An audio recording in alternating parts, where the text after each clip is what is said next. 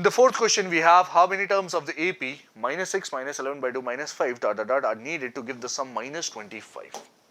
How many terms are needed, right? So in this given arithmetic progression, minus 6, minus 11 by 2, minus 5, comma dot dot dot. Can you identify the first term easily? Yes, A is equal to minus 6. Can you identify? It is given that this is an arithmetic progression, so common difference will be there, which is this, minus 11 by 2, minus of minus 6.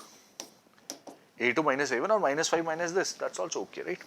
So what will this be? 6 minus 11 by 2, which is 1 by 2. This is what you're getting.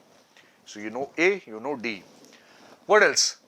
How many terms are needed to give the sum minus 25? So Sn is given as minus 25. Our target is to find n, which is not given. Our target is to find n, which is asked, right? So let's use the formula. Sn is n by 2, 2a plus n minus 1 d. Using this equation, I can get the value of n and substituting those values first.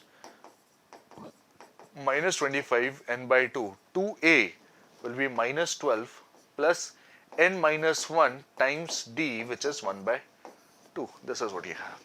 I seem to get a quadratic in terms of n, which is okay, that's not an issue. N times n will be a quadratic. Let's rearrange all of these values. This is 2 into 2. 4 will go over here, this will become minus 100. This is n, in the bracket you will have minus 24 plus n minus 1. Okay, so that tells me n times n minus 25 is equal to minus 100. Do you observe that? Yes. The quadratic equation therefore obtained is n square minus 25n plus 100 is equal to 0. And if you factorize this, factors whose sum is 25. So 100 can be done as 20 times 5. This becomes n will be equal to 20 or n will be equal to 5. So how many terms of the AP are needed to give the sum minus 25?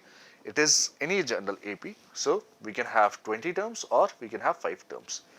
Now will we get 2 answers in this question? We are getting 2 answers, and yes, that's the correct. Both the answers are correct for this question.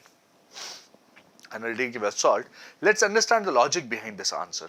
So if you see, you're adding 1 by 2 and gradually the terms are decreasing in magnitude, right?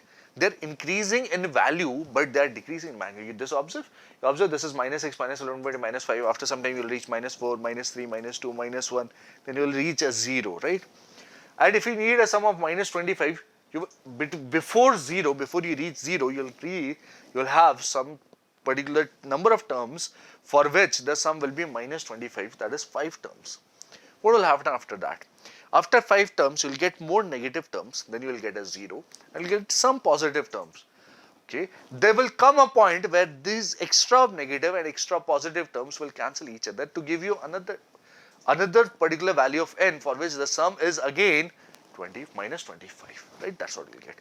So cancellation of terms gives the sum minus 25 for n equals 20 as well, right? Positive and negative terms cancel to give you this.